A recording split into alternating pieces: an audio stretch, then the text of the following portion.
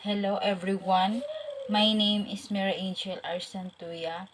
Today I'm going to discuss the chapter 13, Purchasing, Receiving, Storage, and Inventory. First is internet sales and direct shipment. In wine sales, the internet it has become an important tool, making it easier for bar owners and cellar masters to find out what other people are paying for wines. All they need to do is peruse the website of wine wholesalers and retailers around the country. Distributors who pay their wholesale prices unnecessarily can quickly be discovered by doing some online comparison shopping. In 1998, Vineyard.com became a pioneer in the world of internet wine sales, avoiding the tricky interstate alcohol delivery issue by obtaining retail license in each of the state it serves. Vineyard's average gross margin was a respectable 32%, especially good considering the fact that the company carried no inventory and didn't have to split its margin with retailers. In 2001, the company bought its chief competitor, Wine.com, and adopted its name. By 2009, Wine.com had been named top online wine sales retailer for the fifth consecutive year by Internet Retailer magazine.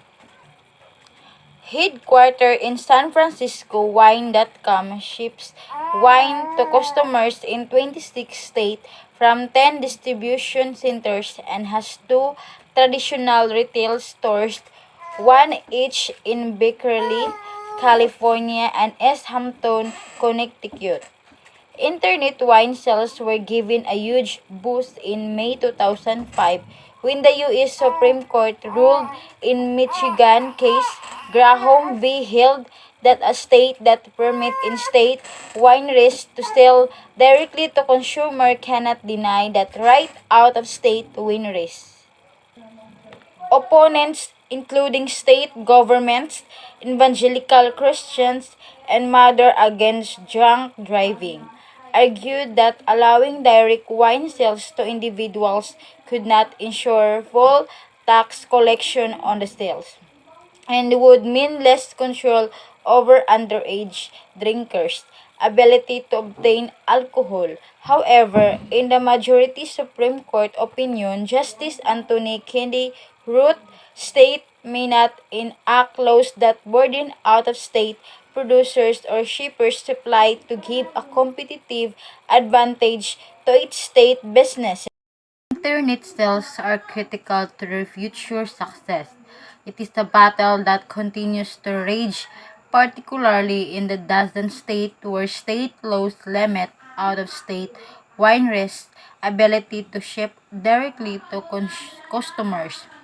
In recent development, the state of Massachusetts, for instance, had been in court for several years over a 2006 state law that said any winery producing more than 30,000 gallons per year, a little less than 13,000 cases, could either sell to wholesalers or ship directly to consumers, but not both. In 2008, a federal judge agreed with the winemakers.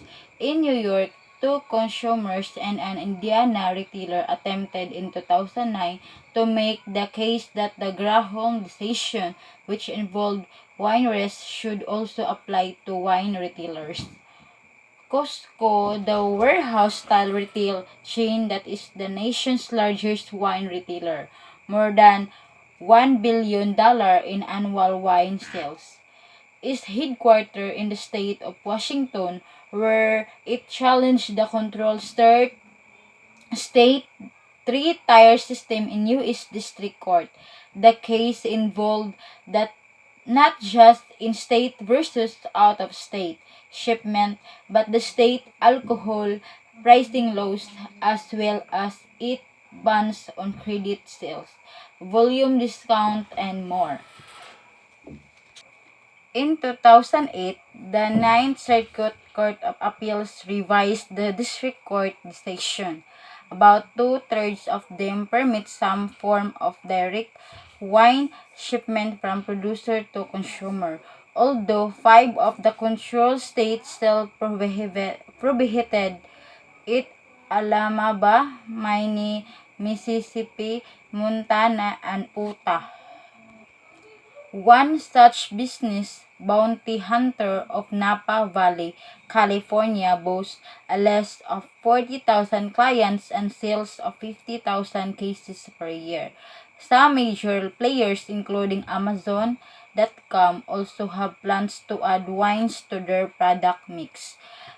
For example, May 2009, California's Alcohol Beverage Control (EBC) agency issued as advisory for what it terms third parties, person or businesses operating internet website for the purpose of promoting, marketing, or selling alcoholic beverage, reminding them that they also must have the necessary licenses in order to sell. Next is where to buy. State laws, which vary from one state to another, govern the purchase and sale of alcoholic beverage. Local laws also come into play. In 18 states, the seller of alcoholic beverage to the consumer must buy from one state stores. These states are known as control or monopoly state. In the remaining state, known as license or licensure state, and the District of Columbia, the buyer is typically allowed to purchase from any wholesaler licensed by the state, and in some states from licensed distributors and manufacturers as well. Figure 13.1 lists the current status of each state. In licensed state, alcoholic beverages are sold to retailer by a number of wholesale liquor distributors. Each of these distributors will offer a wide variety of brands and will probably pride themselves in offering a few exclusive, that is, product or brand names not available from other distributors in that market. Depending on your state laws, that makers of the product or the importers, if they come from another country, may sell to distributors and the distributors sell to the retailers. First, product choice may be limited, especially for less well-known or unusual item. Second, the fewer the vendors, the less likely it is that a buyer can negotiate for more personalized service, such as specific delivery times. The monopolistic trend forces smaller bars to conform to the dictate or of the vendors. In most licensed states, a master list is published monthly by the State Liquor Control Authority, containing the names of all the wholesalers in the state, the lines they carry, and the prices they charge. Monthly beverage journal lists discount and post of sales schedule. Control state publish list of all the brands available and their prices, along with the addresses of state stores. Dealing with sales representative is often easier than working with less. We mentioned the three-tier distribution system: producer, distributor, and users. But in a few states, there is a fourth tier for beverage alcohol sales. In Texas in the 1970s, for example, liquor store owners managed to convince state lawmakers that they suffer economic losses as a result of allowing bars and restaurants to sell liquor by the drink. So a new type of license was created.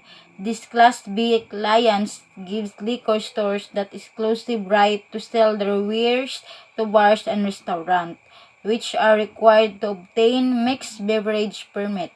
In effect, the liquor stores now compete for business with the wholesale liquor distributors. Kansas and South Carolina have similar hierarchies. Next is supplier relationship. Well, the three-tier system survived the changing demands of the American marketplace. Only time will tell. At this writing, distributors remain a crucial part of a successful bar business. The distributor's sales force is knowledgeable about industry trends and will often bring news and bargains. Post off and close out are deals that help distribution move slow-selling wines or to clear out a product line that they are soon planning to drop altogether. Vintage clearance are offered to make space in a distributor's warehouse for incoming newer wines. These offers usually come with a minimum number of cases that must be ordered to receive the discounted price, which means a sizable investment on your part, which suggests making the distributor an offer that you can afford. Exclusive are deals offered to a buyer because of a solid relationship with a supplier, whether it is the sales rep who calls on you regularly or someone higher up in the organization. The word exclusive should indicate exactly what it means, that your business is the only bar in the area pouring this particular wine. Retailer can sell that wine, but none of your competitors can. Whether you participate in exclusive deal depends mostly on the wine savvy of your customer base. When you have a choice, price is certainly one reason to buy from one supplier rather than another, and you should always get competitive bids for large order from different suppliers. There are many other considerations, however, including which services a supplier does or does not offer. The more modern view, however, is that operating with fewer deliveries per week is the greener alternative, saving suppliers fuel and consolidating deliveries whenever possible.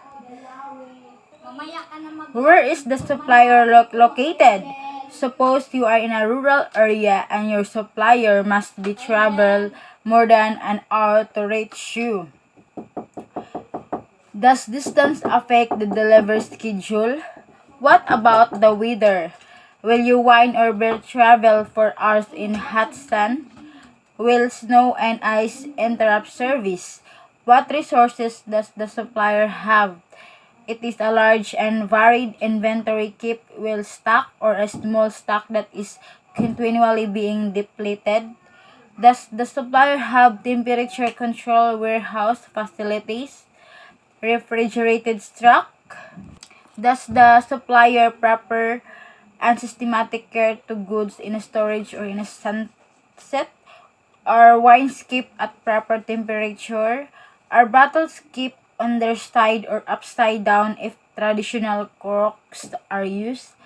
Are draft beers and pasteurized packaged beer kept refrigerated? Is the supplier's office and warehouse organized, clean, secure, and professional overall? Must you buy a certain minimum per order? Is there a maximum? Can you adjust your orders to meet these requirements? Is it worth it? Does the supplier extend credit, and what are the terms? Can you buy mixes and accessories from the supplier at advantageous prices and quantities? What is the supplier's lead time or the time between ordering and delivery? How much consultation and training of your staff members is the supplier willing to give? Is the contributor staff willing to participate in sales boosting activities such as arranging wine, tasting, and dinners? Is the company willing to donate products for charitable event? For example, blank order forms, promotional materials, 24-hour telephone service. The number of suppliers that a bar deals with usually depends on the variety of products it wishes to carry. You should consider more than one supplier for each category: beer, wines, spirits, because brand plays such a strong role in your needs, and because one vendor may be out of stock on one of your critical. The distributors realize this stand to lose an estimated $25 billion in product marks up if retailers could purchase every type of alcohol directly from producers, distilleries, wineries, brewers, and importers. But some forward-thinking merchants say that the cyber marketplace actually makes it easier to do business with distributors. When priced less and orders can be emailed, instant or short term, especially can be afforded via computer, and catalog of items can be viewed and updated online. The bar manager or purchasing agent is the ultimate beneficiary.